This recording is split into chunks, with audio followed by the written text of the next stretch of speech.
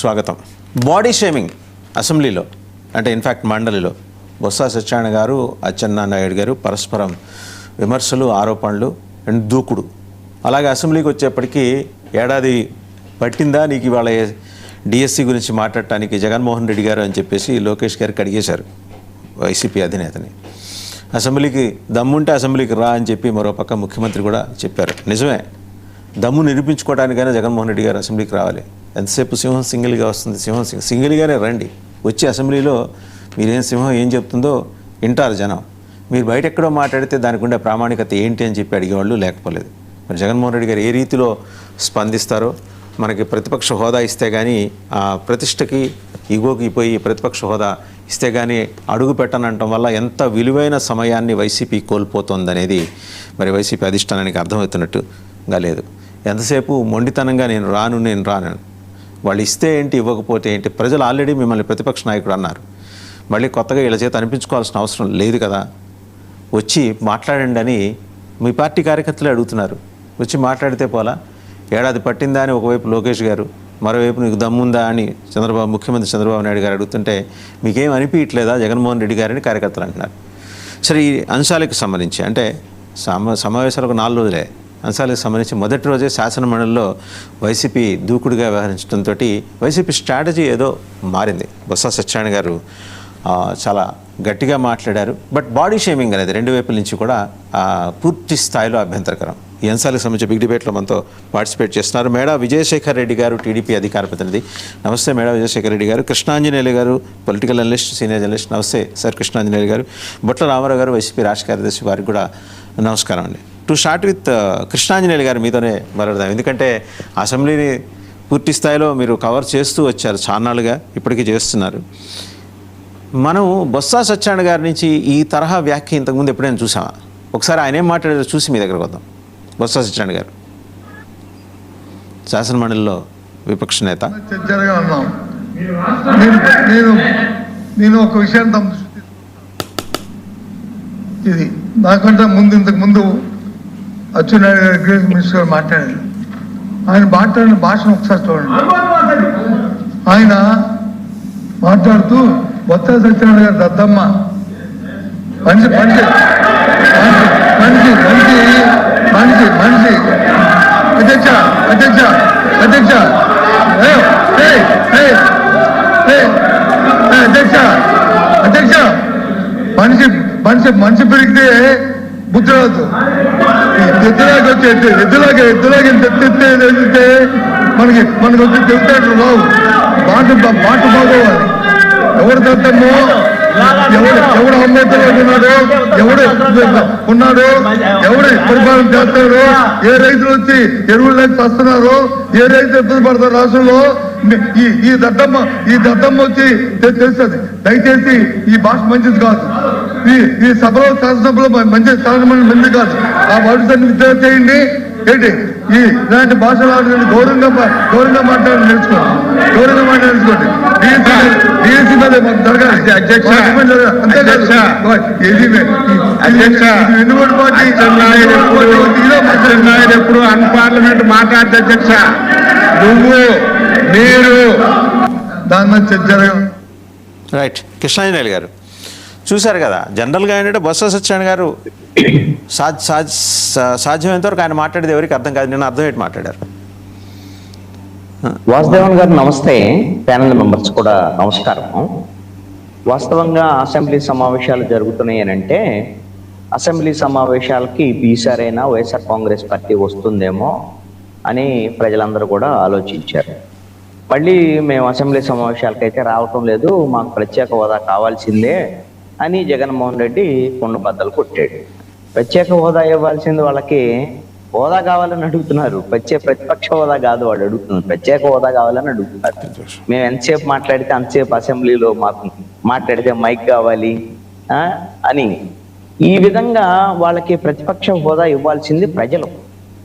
ఆ ప్రతిపక్ష హోదా స్పీకర్ ఇవ్వాలి, లేదా తెలుగుదేశం ఇవ్వాలి, ఇలా మాట్లాడి అసెంబ్లీకి ఎరగొట్టేటువంటి ప్రయత్నం మళ్ళీ వైఎస్ఆర్ కాంగ్రెస్ పార్టీ చేసింది. ఇది ఒక ప్రజాస్వామ్యంలో ప్రజా సమస్యలను పరిష్కరించేటువంటిది, అదేవిధంగా ప్రజా సమస్యల మీద చర్చించేటువంటి వేదిక శాసనసభ, శాసన మండలి. ఈ అవకాశాన్ని వైఎస్ఆర్ కాంగ్రెస్ పార్టీ ఈ రోజున పోగొట్టుకున్నది. ప్రధానమైనటువంటి ప్రతిపక్షం ఈ రోజున ప్రతిపక్ష హోదా లేకపోయినా కూటమిలో తెలుగుదేశం, జనసేన, బీజేపీ ఉంది.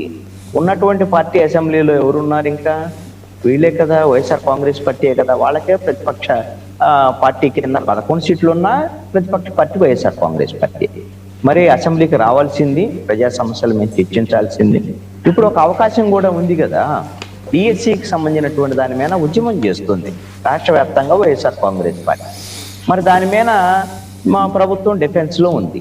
అలాంటప్పుడు జగన్మోహన్ రెడ్డి ఇది ఒక అదునుగా తీసుకొని అసెంబ్లీకి వచ్చి డిఎస్సికి సంబంధించినటువంటి అంశాల మీద, తప్పుల మీద, పొరపాట్ల మీద, కుంభకోణాల మీద, ఈ నియామకాల్లో జరిగినటువంటి అక్రమాల మీద జగన్మోహన్ రెడ్డి మాట్లాడి ఉండుంటే వాళ్ళకి పైచేయి సాధించడానికి అవకాశం ఉండేది కదా. ఒకవేళ మాట్లాడినివ్వలేదు అని అంటే డిఎస్సిలో మేము ఇవన్నీ విషయాలు బయటికి తీసుకొస్తున్నాం కాబట్టి అందుకని మమ్మల్ని మాట్లాడినివ్వలేదు అని చెప్పొచ్చు, మా గొంతు నొక్కారని చెప్పొచ్చు, తర్వాత ఎగ్గొట్టడానికన్నా ఒక అవకాశం దొరికేది. ఈ విధంగా వ్యూహాత్మకంగా ఒక అవకాశాన్ని ఈ రోజున వైఎస్ఆర్ కాంగ్రెస్ పార్టీ కోల్పోయింది. అంటే జగన్మోహన్ రెడ్డి ఇక అసెంబ్లీకి రావడానికి పూర్తి స్థాయిలో భయపడుతున్నాడు అనేటువంటిది స్పష్టంగా అర్థమవుతుంది. వచ్చేటువంటి ధైర్యం ఇక నాకు తెలిసి అయితే ఇక 2029 ఎన్నికల వరకు కూడా అప్పుడప్పుడే ఉన్న ఊరిక హాజరు కోసం అలా వచ్చి ఇలా వెళ్తారేమో తప్ప అది టెక్నికల్ గా ఇక అసెంబ్లీ సమావేశాలకు వచ్చేటువంటి పరిస్థితి కనపట్లేదు. ఇంతకన్నా పెద్ద అవకాశం జగన్మోహన్ రెడ్డికి వైఎస్ఆర్ కాంగ్రెస్ పార్టీకి రాదు.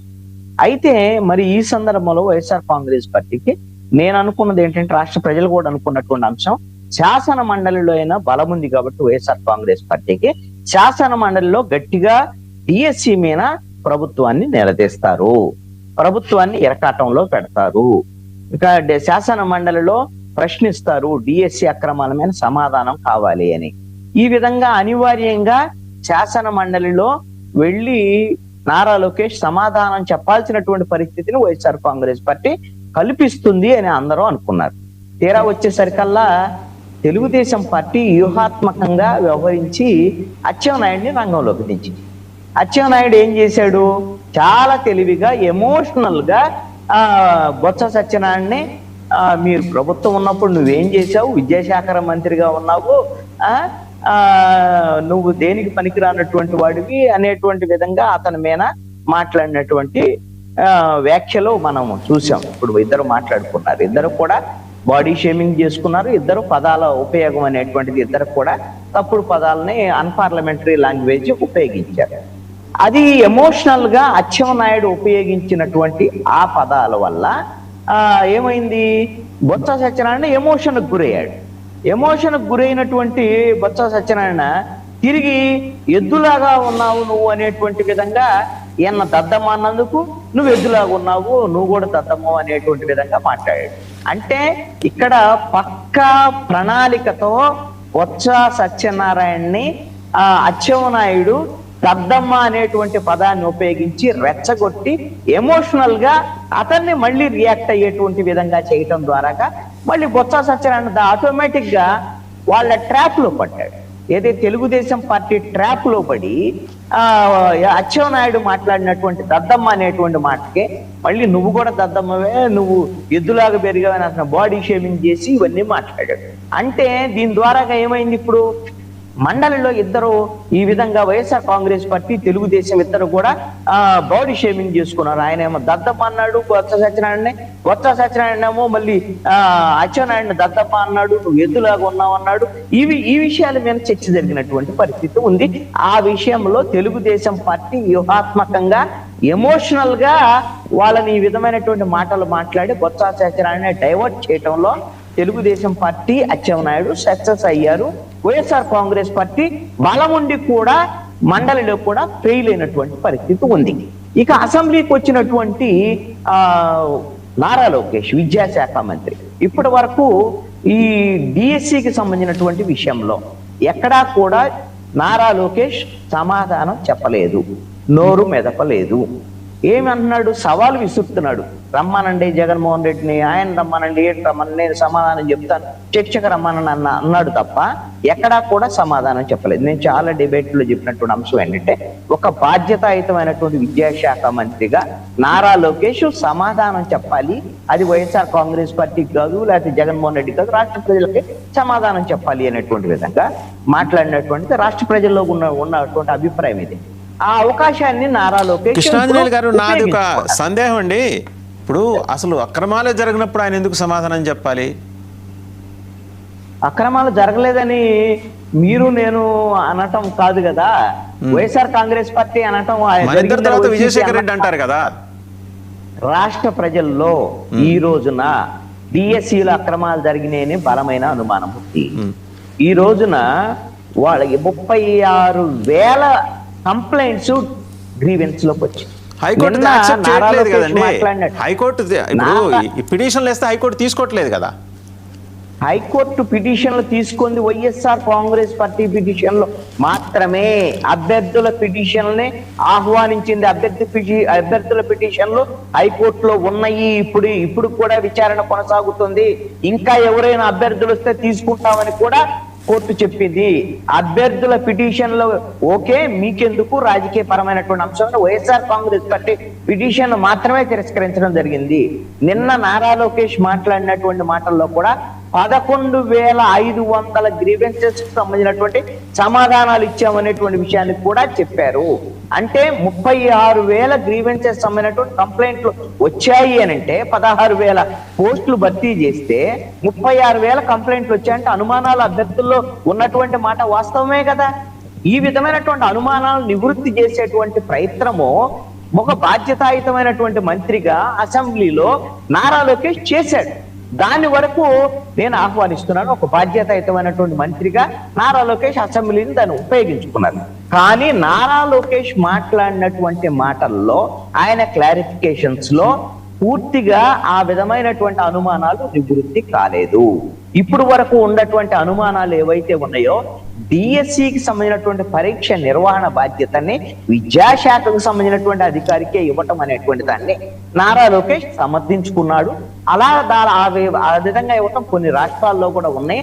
అదేమన్నా తప్ప అనేటువంటి విధంగా ఆయన సమర్థించుకున్నారు తప్ప దాన్ని పూర్తి స్థాయిలో ఆయన ఏమి ఇది పొరపాట్లు జరగలేదని చెప్పలేనటువంటి పరిస్థితి. అదే విధంగా అవుట్ సోర్సింగ్ సంబంధించినటువంటి ఎంప్లాయ్ ఎవరైతే ఉన్నారో అతను పరీక్షల నిర్వహణ బాధ్యతల్లో ఉండి అతనికి స్టేట్ ర్యాంక్ వచ్చినటువంటి పరిస్థితి ఉన్న నేపథ్యంలో అతనికి సంబంధించినటువంటి ఎన్ఓసి తీసుకోలేదు ఎగ్జామ్ రాయటానికి అని చెప్పారు.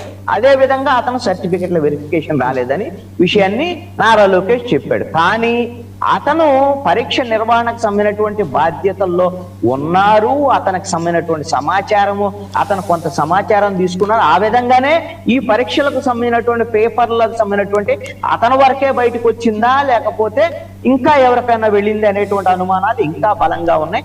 అతని మీద సపోజ్ ఆ విధంగా ఎన్ఓసి తీసుకోకుండా పరీక్ష రాస్తే ఆ విధమైనటువంటి విషయంలో అతని మీద ఏమైనా కేసులు పెట్టారా, చర్యలు తీసుకున్నారా అనేటువంటి విషయాలు లేవు. ఇలాంటి ఇంకా బలమైనటువంటి అనుమానాలు నారా లోకేష్ వివరణ తర్వాత కూడా ఇంకా అనుమానాలు ఉన్నాయి. డిఎస్సి విజయశేఖర్ రెడ్డి గారి దగ్గరికి వెళ్తుందో చూడాలి. విజయశేఖర్ రెడ్డి గారు, మీరు మాట్లాడే ముందు గౌరవ మంత్రి గౌరవ లోకేష్ గారు ఏం మాట్లాడారో సభలో చూద్దామండి ఒకసారి. అంతేకాకుండా అధ్యక్ష, మీరు చూస్తే సంవత్సరం అయిన తర్వాత మారుతున్నారు అధ్యక్ష. మొత్తం ప్రోగ్రామ్ అయిపోయింది, టీచర్లు ట్రైనింగ్ అయిపోయింది, అంతా అయిన తర్వాత సంవత్సరం తర్వాత వచ్చి ఇప్పుడు ఏదో అవకతవకలు జరిగినాయి. అంటే ఎక్కడో కాక్రోచ్ జనతా పార్టీ యాజిటేషన్ చేసింది, అది ఆదర్శంగా తీసుకుందాం. మేము కూడా ఆయన అన్నాడు కదా, నేను కూడా ఒక కాక్రోచ్ అని ఆయన అన్నాడు. ఆయన కాక్రోచ్ అంట. రమ్మనండి, రమ్మని చెప్పండి హౌస్కి. We are ready to debate. సలహా సూచనలు ఇవ్వండి, సిస్టమ్ని ఇంకా స్ట్రెంథెన్ చేస్తాం.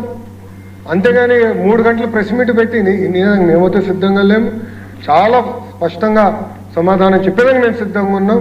నేను మళ్ళీ ఛాలెంజ్ చేస్తున్నా, come to the house, come set. ఇంకో 3 రోజులు ఉంది, ఈ రోజు కలిపితే 4 రోజులు ఉంది, రండి హౌస్కి రండి. ఆయన ఇంకా బెంగళూరులో ఉన్నట్టున్నాడు అధ్యక్ష, ఇంకా వచ్చినట్లేడు తాడేపల్లికి, ఇంకా బెంగళూరులోనే ఉన్నాడు ఆయన. మళ్ళీ ప్రత్యేక విమానం తీసుకుని రావాలి, ఆయన వస్తే వీఆర్ రెడీ టు ఆన్సర్ అధ్యక్ష, దాంట్లో ఎలాంటి సందేహం లేదు అధ్యక్ష. అంతేకాకుండా అధ్యక్ష మీరు చూస్తే రైట్ విజయశేఖర్ రెడ్డి గారు సార్, ఇప్పుడు ఆయన అందరికీ బెంగళూరులో నమస్కారం. ఉన్నాడు, మీరు కూడా వెళ్తుంటారు అటు ఇటు, సార్ వెళ్తారా లేదా చెప్పండి, మీరు కూడా అటు ఇటు వెళ్తుంటారుగా. ఆయన ఎక్కడుంటే ఏంది, సభకు రమ్మని అడగండి, ఓకే, ఎందుకంటే అది బాధ్యత, ఎవరిది, జగన్మోహన్ రెడ్డిది బాధ్యత. ఆ విషయంలో ఓపెనింగ్ రిమార్క్స్లో నేను చెప్పా, సభ నుంచి పారిపోవటం లేకపోతే ఎవేడ్ చేయటం అనేది అనవసరంగా తనకున్న అవకాశాన్ని ఆయన దుర్వినియోగం చేసుకుంటున్నాడు, ఆయన కానీ ఆయన పార్టీ సభ్యులు కానీ. ఆయన బెంగళూరులో ఉన్నాడా, గురుగాంలో ఉన్నాడా, లేకపోతే డెహ్రాడూన్లో ఉన్నాడా, ఇవన్నీ అవసరం అండి? సార్ నేను ఆన్సర్ చెప్తానండి. Sir, what is the meaning of MLA sir? Member of legislative assembly. అంటే లెజిస్లేచర్ ఏదైతే ఉందో, మనకి అసెంబ్లీ ఏదైతే ఉందో ఆ అసెంబ్లీకి సంబంధించిన సభ్యుడు. ఇప్పుడు సమావేశాలు జరుగుతున్నాయి, సరే సార్, మీరు ఒక పార్టీ అధ్యక్షుడిగా అక్కడ మీకు ఒక 30-35 మంది ఎమ్మెల్సీలు ఉన్నారు, 10 మంది ఎమ్మెల్యేలు ఉన్నారు. కనీసం ఇప్పుడు మీరు ఒకటి గుర్తుంచుకోండి, 2014లో కాంగ్రెస్ పార్టీకి ఈ దేశంలో 44 సీట్లు వచ్చాయి. ఆ రోజు మల్లికార్జున ఖర్గే గారిని ఫ్లోర్ లీడర్ గా పెట్టి 2వ వరుసలోనో 3వ వరుసలోనో రాహుల్ గాంధీ కూర్చున్న పరిస్థితి. ఆ రోజు రాహుల్ గాంధీ గారు పార్లమెంట్కి అటెండ్ కాలేదా? లేదంటే ఢిల్లీలో కూర్చొని వాళ్ళకు ఏవైతే అవసరమో, ఎట్లాంటి వ్యూహాల పన్నాల్లో ఏ రకంగా మాట్లాడాలో అవన్నీ మాట్లాడలేదా? సిడబ్ల్యూసీ మీటింగ్లు పెట్టలేదా? ఆ రకంగా ఫ్లోర్ కావచ్చు, లేదంటే రకరకాల senior members of the parliament కావచ్చు, వాళ్ళ పార్టీలో వాళ్ళందరికీ దిశానిర్దేశం చేయలేదా?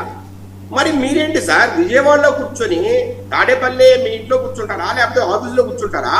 కూర్చొని ఎమ్మెల్యేలకు కావచ్చు, ఎమ్మెల్సీలకు కావచ్చు, ఆ రోజు ఏం మాట్లాడుతున్నారు, ఎట్లా మనం రేపు ముందుకెళ్లాలా, మన విధి విధానాలేంటి, మనం చేస్తున్న తప్పులేంటి, ఒప్పులేంటి, తర్వాత దీన్ని ఎలా ముందుకు తీసుకెళ్లాలని కూర్చొని మాట్లాడాల్సిన వ్యక్తి బెంగళూరులో కూర్చోవడం ఏంటి సార్?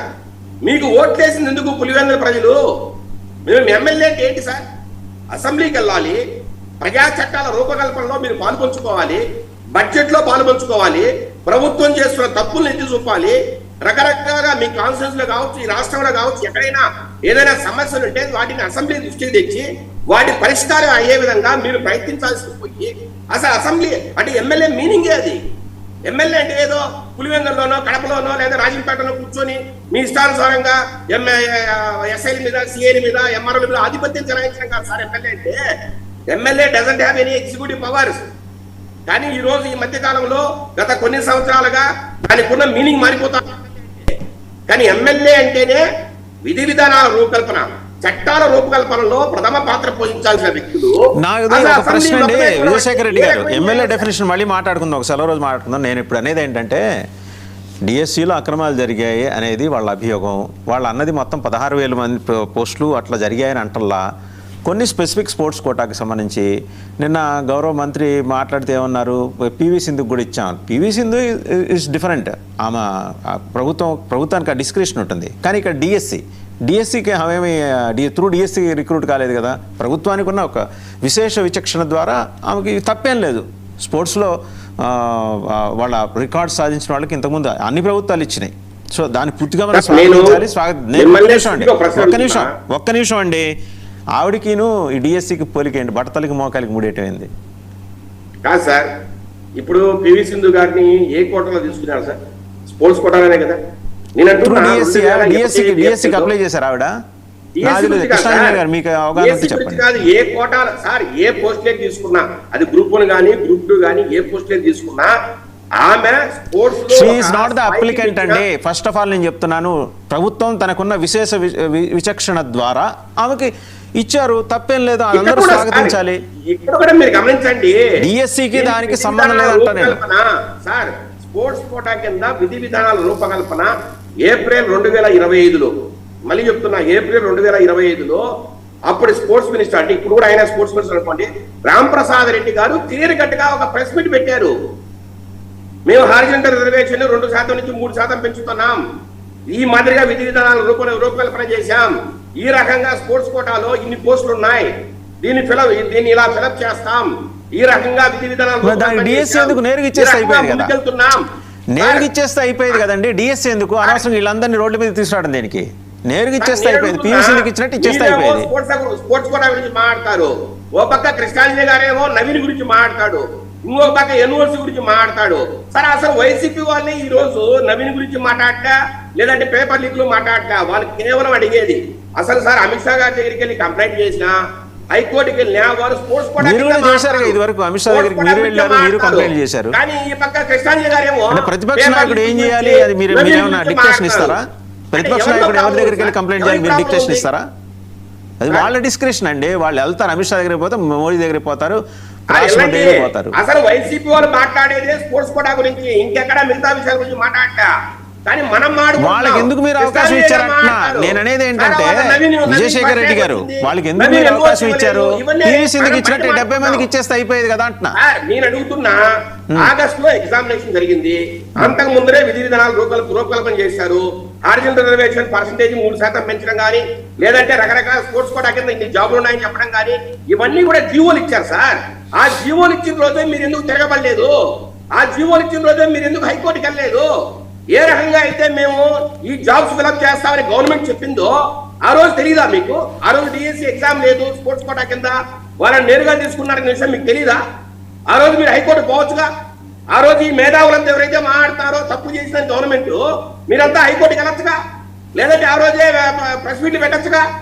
ఈ రోజు సంవత్సరం అయిన తర్వాత అందరూ మర్చిపోయారు, మొత్తం అందరూ జాబ్ చేసుకున్నారు, పిల్లలకు పాఠాలు చెప్తున్నారు స్కూల్ టీచర్లను.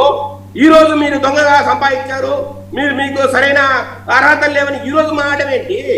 ఇది ఏ రకమైన న్యాయం సార్? ఆఖరికి ఎవరైతే జాబ్స్ వచ్చాయో వాళ్ళు రోడ్ల మీద పడి ఈ రోజు వీధుల్లో తిరుగుతూ ఆత్మగౌరవ ర్యాలీలు పెడుతున్నారంటే ఈ ప్రజాస్వామ్యాన్ని మనం ఎక్కడ తీసుకెళ్తున్నాం? ప్రభుత్వం ఏదైనా సార్ చెప్పకుండా ఏదైనా చేసిందా? ప్రతిదానికి జీవోలు ఇచ్చింది కదా సార్.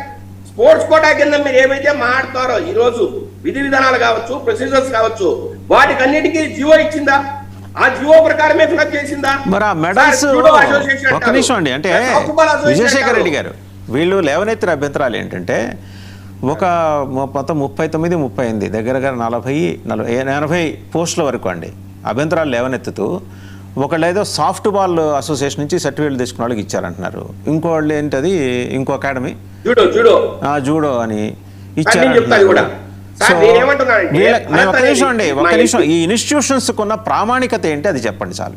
ఇప్పుడు ఏమన్నా ఇంటర్నేషనల్ అవి ఎవరు ఆధ్వర్యంలో నడుస్తున్నాయో చెప్పండి, అది కూడా మీరే చెప్పండి, నేను అడగను, మీరే చెప్పండి. జూడో అసోసియేషన్ కానీ సాఫ్ట్వేర్ అసోసియేషన్ కానీ ఎప్పటి నుంచో ఉన్నాయి. అంతకుముందు రకరకాల వ్యక్తులు దానికి అసోసియేషన్ కు ప్రెసిడెంట్ గా ఉన్నారు, ఆనరీ చైర్మన్ లో ప్రెసిడెంట్ గా ఉన్నారు సార్. అసలు భరత్ అనే వ్యక్తి మా ఎంపీ ఉన్నారు కదా భరత్, విశాఖపట్నం, ఆయన ఎప్పుడు సార్ ప్రెసిడెంట్ జూడో అసోసియేషన్ కి 2020 జూన్ లో అయ్యారండి. వీళ్ళు సర్టిఫికేట్ ఎప్పుడు తెచ్చుకున్నారు అక్కడి నుంచి? వీళ్ళు ఎప్పుడు తెచ్చుకున్నారు చెప్పండి సార్. జూన్ కు ముందరే సర్టిఫికేట్ తెచ్చుకున్నారు, కొన్ని ఏళ్ల ముందు తెచ్చుకున్నారు సార్ సర్టిఫికేట్లు. ఎప్పుడో 4 ఏళ్ల ముందు, 5 ఏళ్ల ముందు, 6 ఏళ్ల ముందు సర్టిఫికేట్ తెచ్చుకున్నారు. 38 సర్టిఫికెట్లు అయితే అండి గౌరవ ఎంపీ గారు ఇచ్చినవేనండి. 38 సర్టిఫికెట్లు గౌరవ ఎంపీ గారు ఇచ్చారండి. సార్ నేను అడుగుతున్నా సార్, జూన్ ముందే అప్లికేషన్ పెట్టేప్పుడు జూన్ లో అయిన వ్యక్తి ఎలా ఇస్తారు సార్? వాళ్ళు ఇచ్చారని అంటున్నారు కదా, అదేదో అందాకెందుకు ఆ మెరిట్ లిస్ట్ ఏదో చెప్పేసి జనం ప్రకటిస్తే పోలా? ప్రభుత్వ నిజాయితీని నిరూపించుకోండి సార్, తప్పే ఉంది. ప్రజలకు చెప్పండి, జగన్మోహన్ రెడ్డికి ఎవరు సమానం చెప్పమన్నారు మిమ్మల్ని? ప్రజలకు చెప్పండి. చెప్తున్నాను సార్ ఒక్కటి మాట నేను చెప్తున్నా సమాధానం. జూడో అసోసియేషన్ కి ఎంపీ భరత్ గారు 2020 జూన్ లో ప్రెసిడెంట్ అయ్యారు. జూన్ కన్నా ముందరే అప్లికేషన్లు పెట్టిన వాళ్ళు జూన్ లో ఎలా తెచ్చుకుంటారు సార్ ఆయన నుంచి సర్టిఫికెట్లు? అట్లాగే సాఫ్ట్ బాల్ అసోసియేషన్ కు పూల రవికుమార్ గారు కూడా మే 2025 లో ప్రెసిడెంట్ అయ్యారు సాఫ్ట్ బాల్ అసోసియేషన్ కి. పూల రవికుమార్ మా ఎమ్మెల్యే. మరి మేలో అయిన వ్యక్తి అంతకుముందు ఎప్పుడు సార్ వీరు గేమ్స్ ఆడింది ఎప్పుడు ఆడింటారు సార్? ఒక 4 సంవత్సరాలు, 5 సంవత్సరాలు, 10 సంవత్సరాల ముందు ఆడింటారు గేమ్స్. అది నేషనల్ గేమ్స్ కావచ్చు, లేదంటే స్టేట్ గేమ్స్ కావచ్చు, లేదంటే inter college what ever inter university games కావచ్చు. నేషనల్ లెవెల్లో గేమ్స్ సాధించిన ఆయనకి ఎందుకు లేదు గోల్డ్ మెడల్స్? అవి తెచ్చుకు 3 గోల్డ్ మెడల్స్ తెచ్చుకుని ఎందుకు ఇలా? మీరు అడిగిన పాయింట్ కరెక్టే సార్. క్లియర్ గా ఆ రోజు శాప్ అధికారులు చెప్పారు. ఆయన కోసం ప్రత్యేకమైన విధి విధానాలు ఏమైనా రూపొందించారా సార్? వెరీ క్లియర్ గా అప్లికేషన్ అప్లోడ్ చేసే రోజే మీ దగ్గర ఏం సర్టిఫికెట్లు ఉన్నాయో అవన్నీ కూడా అప్లోడ్ చేయాల్సిందని కండిషన్ పెట్టారు. దానికి సంబంధించి ఆయన నేషనల్ గేమ్స్ లో గోల్డ్ మెడల్ వచ్చిన సర్టిఫికెట్ పెట్టినప్పుడు సార్ వాళ్ళు ఏదైతే పెట్టారో దాన్నే పరిశీలిస్తారు, కానీ పెట్టిన వాడిని ఎలా పరిశీలిస్తారు? వచ్చింది కదా గోల్డ్ మెడల్ ఇచ్చారు కదా, మరి ఈ రోజు కన్సల్ట్ చేయొచ్చు కదా.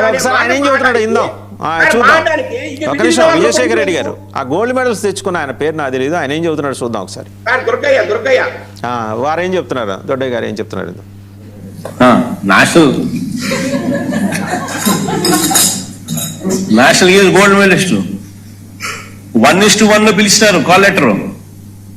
1:1 కాల్ లెటర్ పిలిచినారు. సర్టిఫికేట్లు వెరిఫైడ్. ఉద్యోగం రాలా. నా పక్కనే కూర్చున్నాను. ఇప్పుడు చెప్తా, ఇంట్రెస్టింగ్ గా ఎందుకుందో చెప్తా. స్పోర్ట్స్ కోటా అన్నది అసలు మన దుర్గాయ్యకి అయితే వచ్చిన మెడల్స్ ఏంటో తెలుసా? ఆర్చరీలో national games Hyderabad Visakha first place 2002 gold medallist. తర్వాత seniors national Jharkhand first place 2003. Association of Indian universities Haryana 2011 first place gold. Government of India ఇది యుఎల్ స్పోర్ట్స్ యూత్ స్పోర్ట్స్ కల్కట్టా.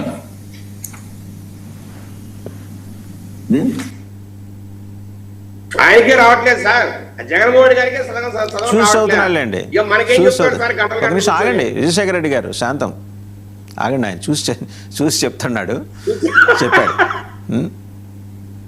ఆయన చూపించాడు. ఇప్పుడు ఆయనకి వచ్చిన నేను అడిగేది ఏంటంటే మీరు అన్నారు మెన్షన్ చేయలేదు కాల్ లెటర్ ఎట్ వచ్చింది?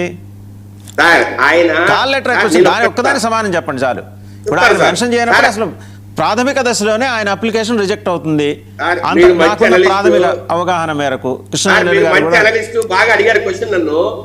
ఆయన ఈ గోల్డ్ మెడల్ ఏదైతే వచ్చిందో ఆ సర్టిఫికెట్ అప్లోడ్ చేయకుండా వేరే బ్రాంజ్ మెడల్ వచ్చిన దానికి అప్లోడ్ చేశారు. ఆయన రకరకాల ఈవెంట్స్ లో పాల్గొన్నారు, రకరకాల మెడల్స్ వచ్చాయి. ఏదైతే అత్యుత్తమ మెడల్ ఏదైతే వచ్చిందో ఆ మెడల్ నిజంగా విజయశేఖర రెడ్డి గారు నేను మిమ్మల్ని అప్రిషియేట్ చేయకుండా ఉండలేకపోతున్నా. కారణం ఏంటంటే విజయశేఖర రెడ్డి గారు ఒక నిమిషం, మిమ్మల్ని అప్రిషియేట్ చేయకుండా ఉండలేకపోతున్నా, నన్ను నేను తమాయించుకోలేకపోతున్నా. కృష్ణాంజనేయులు గారు కూడా వారి సమక్షంలో చెప్తున్నా.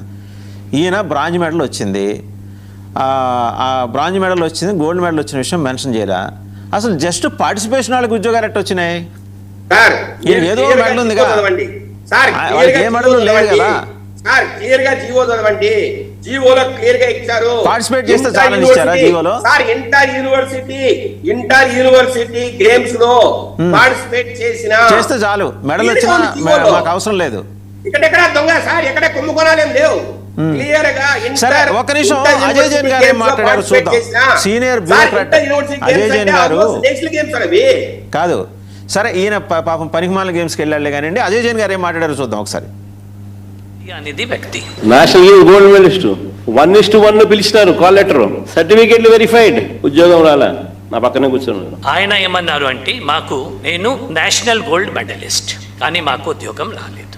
గోల్డ్ మెడలిస్ట్ అనేది మాట yes, he has won a medal. National కూడా కరెక్ట్, కానీ నేషనల్ గేమ్సా నేషనల్ ఛాంపియన్షిప్ ఆయన అదే అప్లోడ్ చేయాలి. కానీ ఆయన ఏం చేశారు, నేషనల్ ఛాంపియన్షిప్ మెడల్ అప్లోడ్ చేశారు.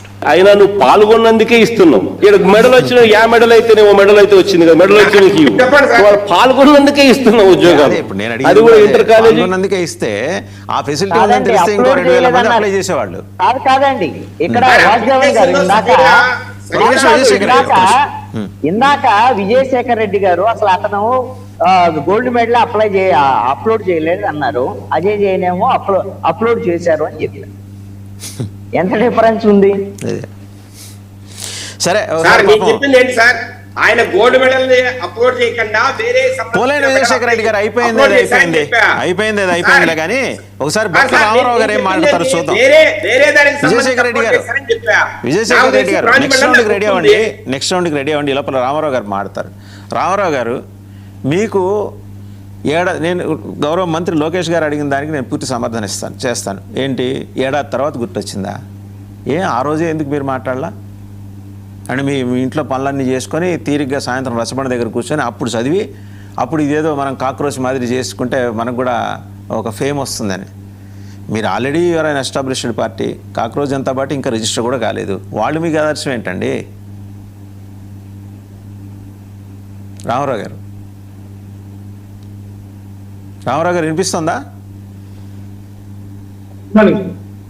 మాట్లాడండి. గారు ఇక్కడ చూడండి, ఇక్కడ మేము కాంగ్రెస్ జనతా పార్టీ తోటి ఇక్కడ అంటే ఈ యొక్క జనజీవన్ అనేటువంటి కాన్సెప్ట్ కానీ కాంగ్రెస్ ఆ యొక్క అంశాలు కానీ అది కూడా మా నాయకుడు జగన్మోహన్ రెడ్డి గారు గతంలో ప్రస్తావించినటువంటి అంశాలు దాని మీద మేము తీసుకున్నటువంటి అంశం ఏంటంటే ఇక్కడ డిఎస్సీ మీద ఈ యొక్క చంద్రబాబు నాయుడు గారి ప్రభుత్వం సహేతుకంగా సమంజసంగా ఎక్కడ లేదు, సమాధానం చెప్పేటువంటి పరిస్థితి లేదండి.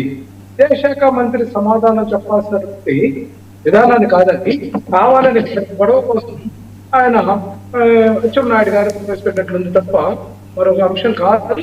ఖచ్చితంగా ఇది ఆక్షేపణీయం. ఎందుకంటే ప్రజాస్వామ్య విధానంలో, పార్లమెంటరీ ప్రజాస్వామ్య విధానంలో వీళ్ళు చేస్తున్నటువంటి అఘాయిత్యాలకి నిదర్శనంగా మనం ఈరోజు ఈ యొక్క నిన్న శాసనమండలిలో జరిగినటువంటి ఎపిసోడ్ మనం ఉదాహరణ చెప్పుకోవచ్చండి.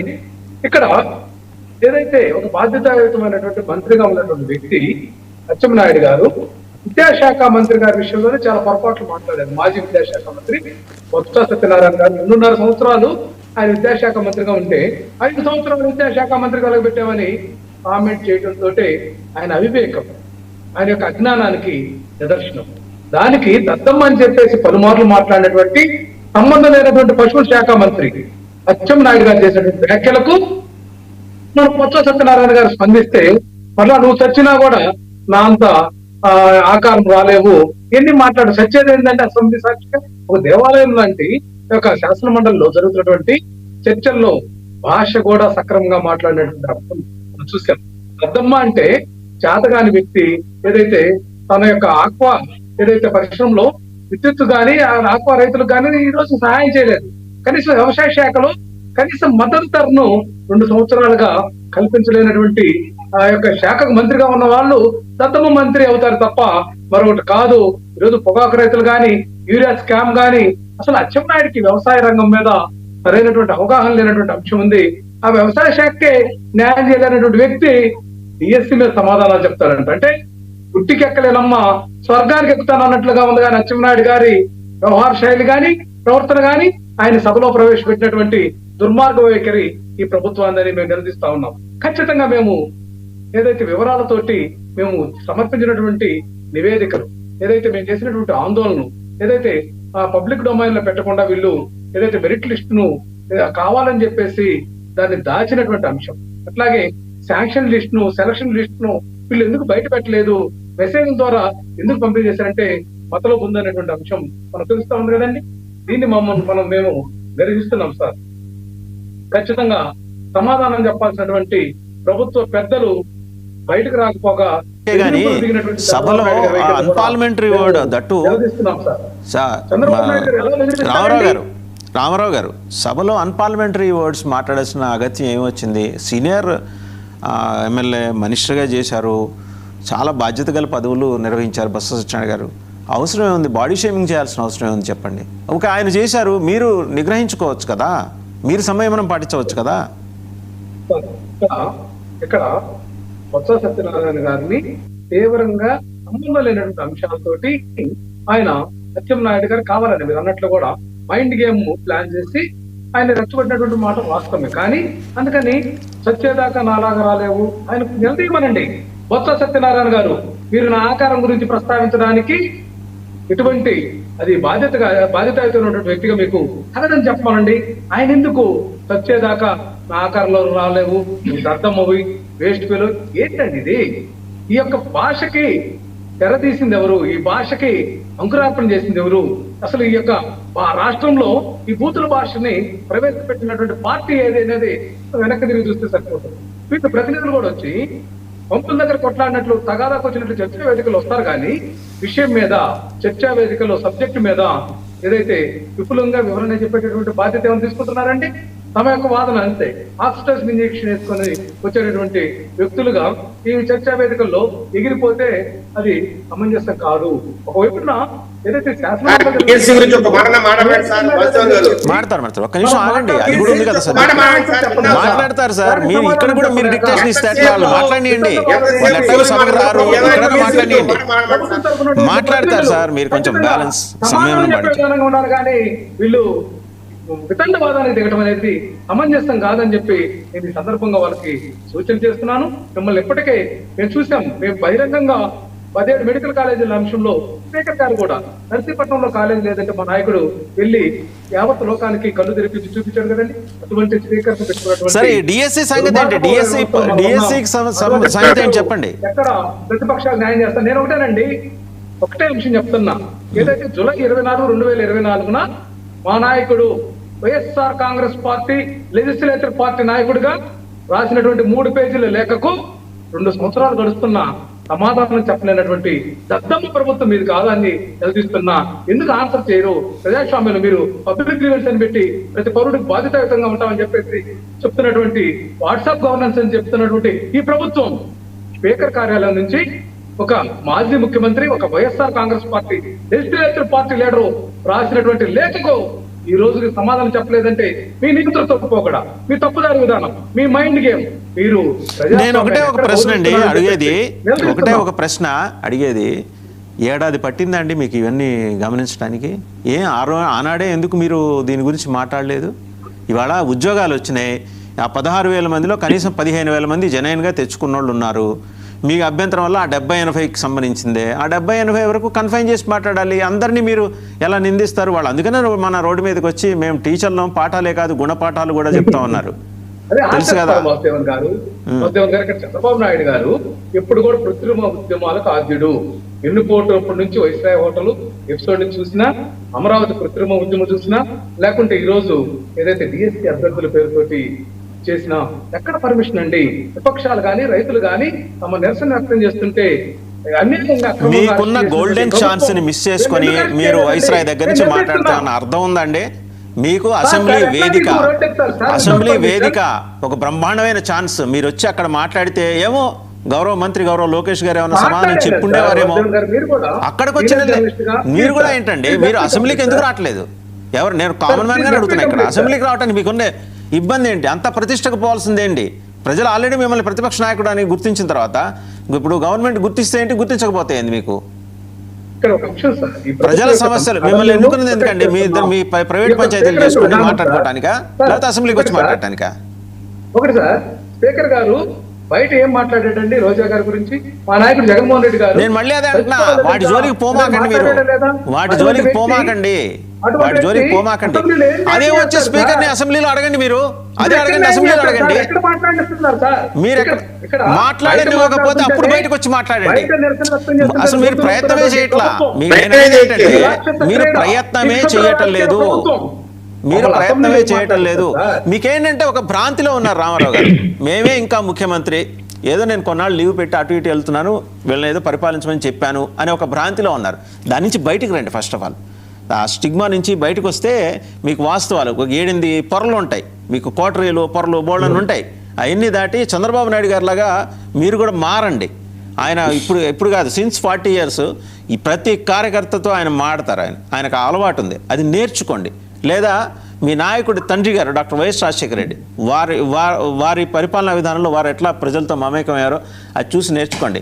చైనా వాళ్ళలాగా ఒక కోటరీ పెట్టేసుకున్న దాటి నేను రాను, ఓన్లీ ఇన్కమింగ్ అవుట్ గోయింగ్ ఉండదు అనే పద్ధతి నుంచి మీరు మారకపోతే మీరు ఎన్ని ప్రయత్నాలు చేసినా రూపాయి ఉపయోగం లేదు. కృష్ణాంజనేయులు గారు వీళ్ళకి గోల్డెన్ ఛాన్స్ ఇచ్చారు కదా అసెంబ్లీకి రమ్మనమని. సరే, అది పక్కన పెడితే ఇందాక అజయ్ జైన్ గారు మాట్లాడిన అంశం మీరు స్పష్టంగా చెప్పారు. విజయశేఖర రెడ్డి గారిది ఒక వర్షను, అది పార్టీ వర్షన్ ఏంటిది, అజయ్ జైన్ గారిది గవర్నమెంట్ వర్షన్ ఏంటిది. ఆయన అప్లోడ్ చేయలేదు విజయశేఖర రెడ్డి అంటారు, అజయ్ జైన్ లేదు అప్లోడ్ చేశారు, బట్ మాకు అది నచ్చలేదు అంటాడు ఆయన. వాసుదేవన్ గారు, ఇక్కడ ఒక అంశము, ఇప్పుడు బొట్ల రామారావు గారు మాట్లాడిన దగ్గర నుంచి నేను మాట్లాడతాను. ఇప్పుడు మీరు మీ అభిప్రాయం చెప్పారు ఏమనంటే, ఒక అపోహలో ఉన్నారు, భ్రాంతిలో ఉన్నారు జగన్మోహన్ రెడ్డి అనేటువంటిది మీరు అభిప్రాయం వ్యక్తం చేసింది. నేను అనుకుంటున్నాను భ్రాంతి కాదండి, భయంలో